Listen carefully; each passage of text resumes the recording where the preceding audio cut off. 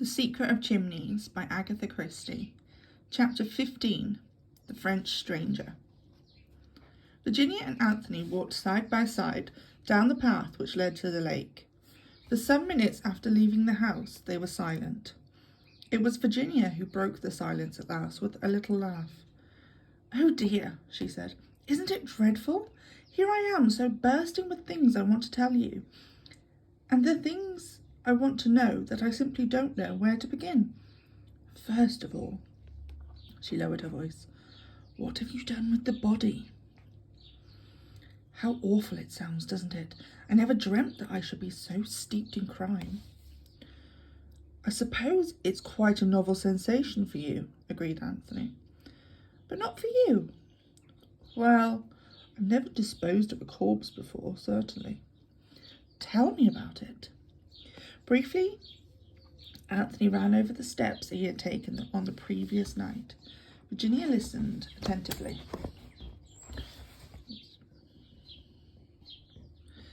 "I think you are very clever," she said approvingly when he had finished. "I can pick the trunk up again when I go back to Paddington. The only difficulty that might arise is if you have to give an account of where you were yesterday evening." "I can't see that can arise. The body can't have been found until late last night, or possibly this morning. Otherwise, there would have been something about it in this morning's paper. And whatever you may imagine from reading detective stories, doctors aren't such magicians that they can tell you exactly how many hours a man has been dead. The exact time of his death will be pretty vague. An alibi for last night would be far more to the point." "I know Lord Caterham was telling me all about it. The Scotland Yard man is quite convinced of your innocence now, isn't he?" Anthony did not reply at once. "He doesn't look particularly astute," continued Virginia. "I don't know about that," said Anthony slowly. "I have an impression that there are no flies on Superintendent Battle. He appears to be convinced of my innocence, but I'm not sure. He's stumped at present by my apparent lack of motive." "Apparent?"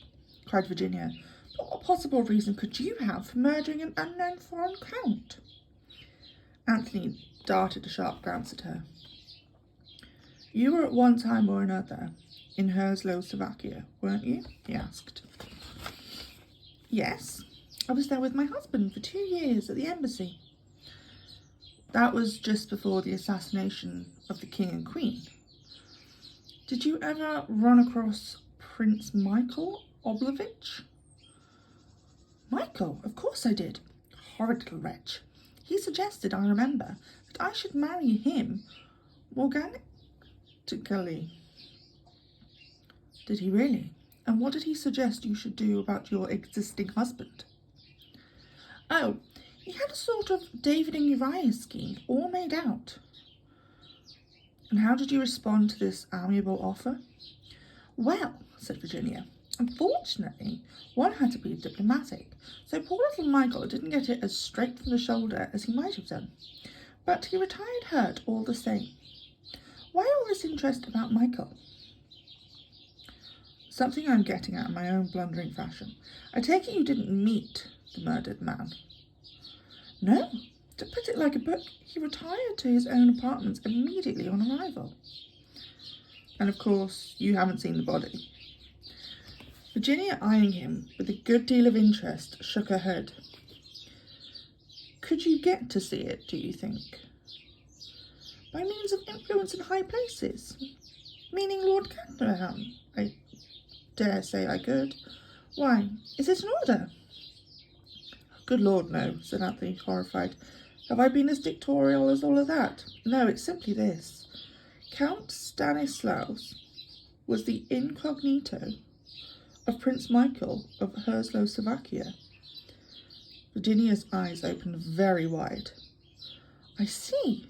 Suddenly her face broke into a fascinated one-sided smile. "I hope you don't suggest that Michael went to his room simply to avoid seeing me?"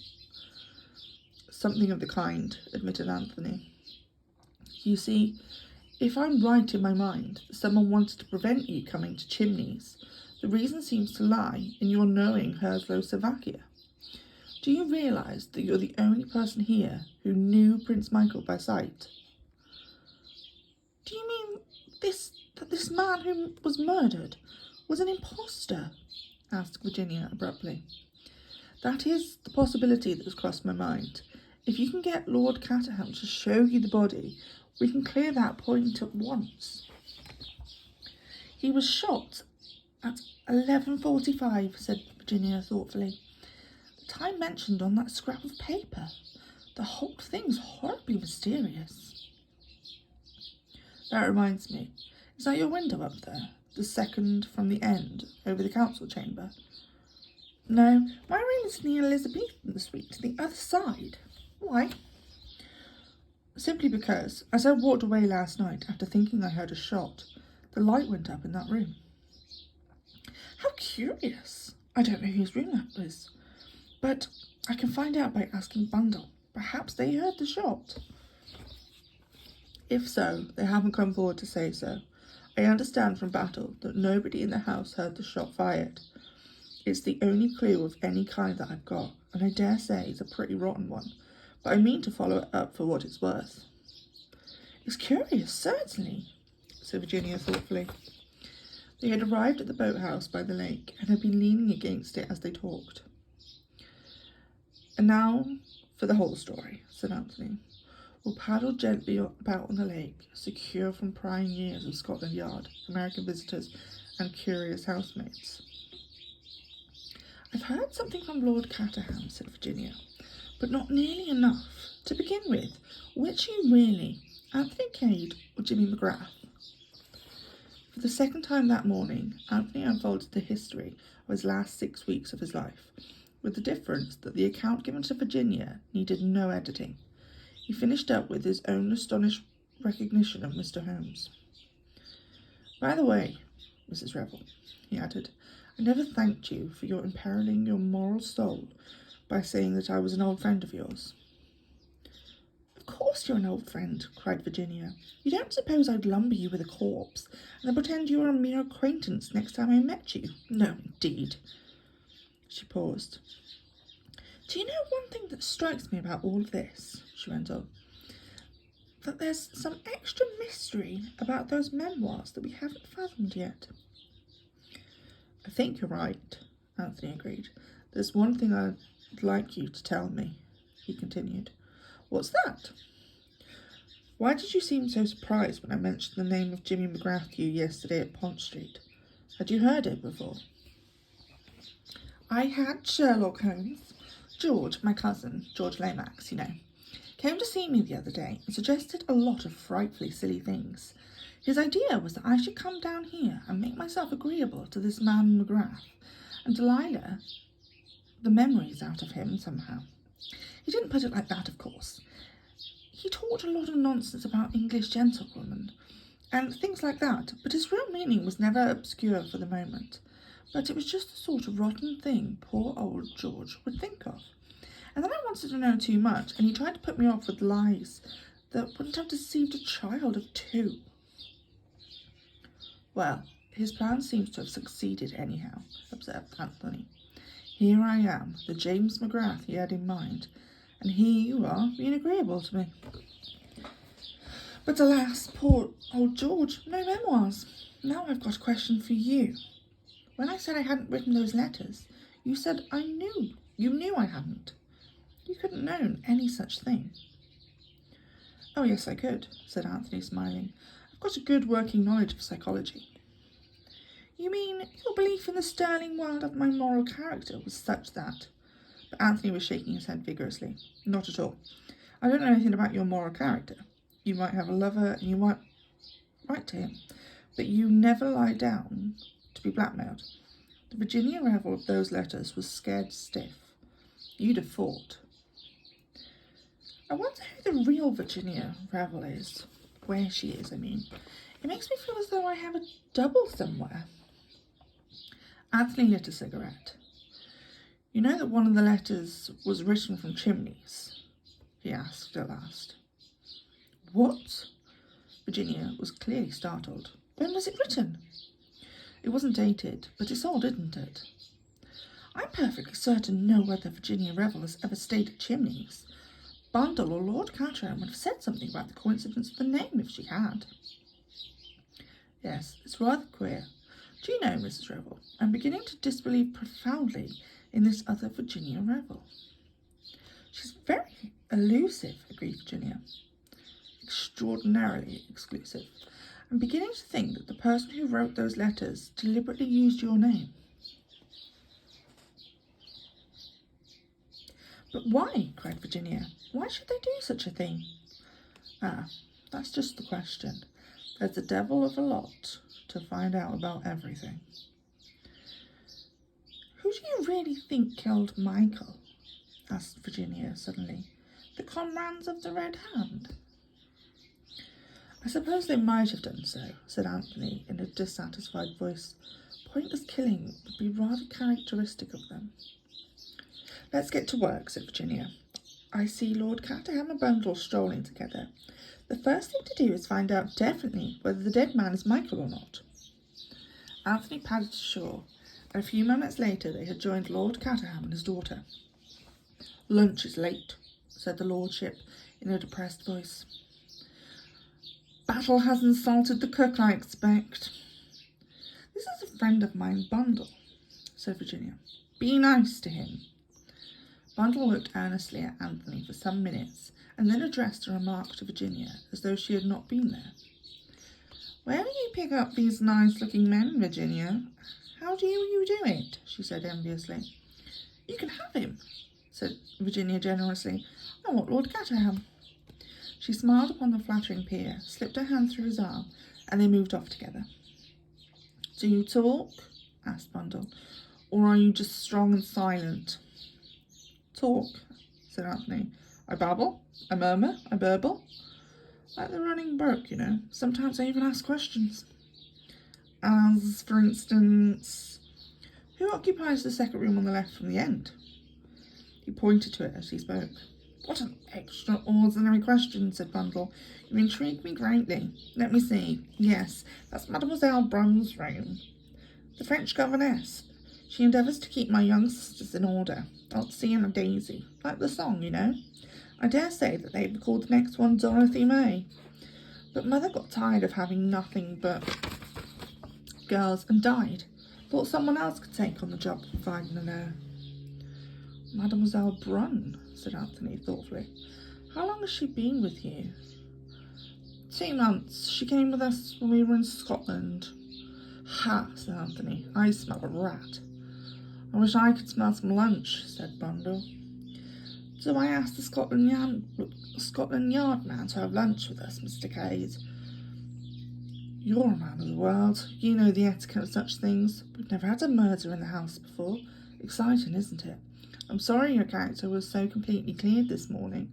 I've always wanted to meet a murderer and see for myself if they're always as genial and charming as the Sunday papers always say they are. God, what's that? That seemed to be a taxi approaching the house. Its 2 occupants were a tall man with a bald head and a black beard, and a smaller and younger man with a black moustache. Anthony recognised the former and guessed that it was he, rather than the vehicle which contained him, that had wrung the exclamation of astonishment from his companion's lips. Unless I much mistake, he remarked, that's my old friend Baron Lollipop. Baron what? I call him Lollipop for convenience. The pronouncing of his own name tends to harden the arteries. It nearly wrecked the telephone this morning, remarked Bundle. So that's the Baron, is it? I foresee he'll be turning on to me this afternoon, and I've had Isaacstein all this morning. Let George do his dirty work, I say, and to hell with the politics. Excuse me for leaving you, Mr. Cade, but I must stand by my poor old father. Bundle retreated rapidly to the house. Anthony stood looking after her for a minute or two, and thoughtfully lit a cigarette. As he did so, his ear was caught by a stealthy sound quite near him. He was standing by the boathouse, and the sound seemed to come from just around the corner. The mental picture conveyed to him was that of a man vainly trying to stifle a sudden sneeze. Now I very much wonder who's behind the boathouse, said Anthony to himself. We'd better see, I think. Suiting the action to the word, he threw away the match he had just blown out and ran lightly and noiselessly around the corner of the boathouse. He came upon a man who had evidently been kneeling on the ground and was just struggling to rise to his feet. He was tall and wore a light-coloured overcoat and glasses, and for the rest he had a short pointed black beard and a slightly foppish manner. He was between 30 and 40 years of age, and altogether of a most respectable appearance. "What are you doing here?" asked Anthony. He was pretty certain that the man was not one of Lord Caterham's guests. "I ask your pardon," said the stranger, with a marked foreign accent, and what was meant to be an engaging smile. "It is that I wish to return to the Jolly Cricketers, and I have lost my way. Would Monsieur be so good as to direct me?" "Certainly," said Anthony, "but you don't go there by the water, you know." "Eh?" said the stranger, with an air of one at a loss.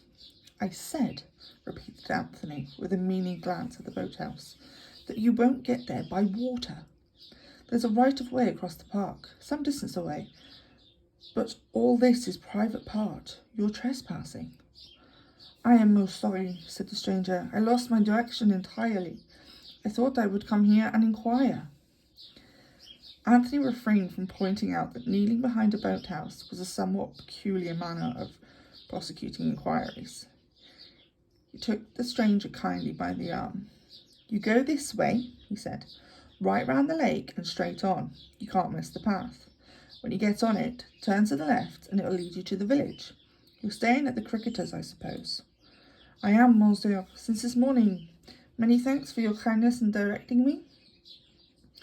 "Don't mention it," said Anthony. "I hope you haven't caught a cold." "Eh?" said the stranger. "From kneeling on the damp ground, I mean," explained Anthony. "I fancied I'd heard you sneeze." "I may have sneezed," admitted the other. "Quite so," said Anthony, "but you shouldn't suppress a sneeze, you know. One of the most eminent doctors said so only the other day. It's frightfully dangerous. I don't remember exactly what it does to you, whether it's an inhibition or whether it hardens your arteries, but you must never do it. Good morning." "Good morning, and thank you, monsieur, for setting me on the right road." "Second suspicious stranger from Village Inn," murmured Anthony to himself as he watched the other's retreating form. "And one that I can't place either. Appearance that of a French commercial traveller. I don't quite see him as a comrade of the Red Hand. Does he represent a third party in the harassed state of Slovakia? The French governess has a second window from the end. A mysterious Frenchman is found slinking in the grounds, listening to conversations that are not meant for his ears. I'll bet my hat there's something in it." Missing thus, Anthony retraced his steps to the house. On the terrace, he encountered Lord Caterham, looking suitably depressed, and two new arrivals. He brightened a little at the sight of Anthony. "Ah, there you are," he remarked. "Let me introduce you to Baron, and Captain Andrassy, Mr. Anthony Cade." The Baron stared at Anthony with growing suspicion. "Mr. Cade? I think not." "A word with you alone, Baron," said Anthony. "I can explain everything." The Baron bowed, and the two men walked down the terrace together. "Baron, I must throw myself upon your mercy.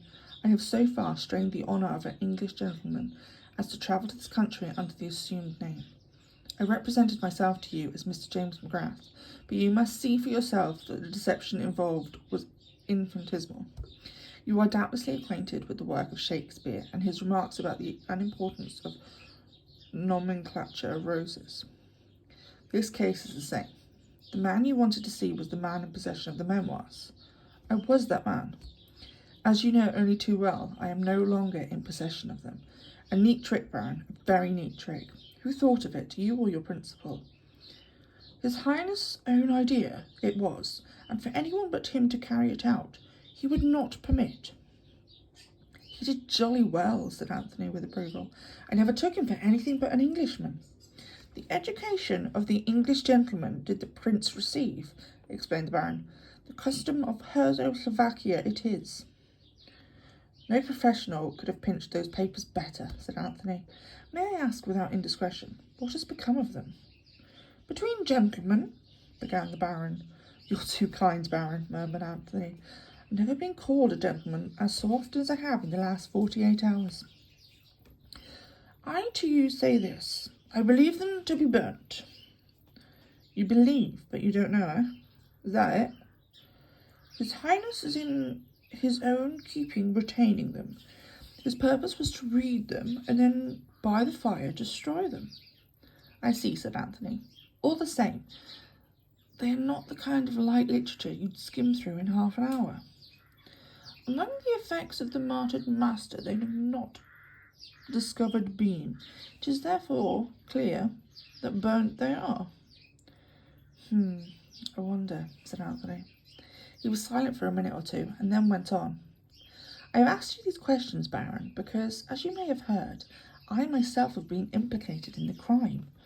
I must clear myself absolutely so that no suspicion attaches to me. Undoubtedly, said the Baron.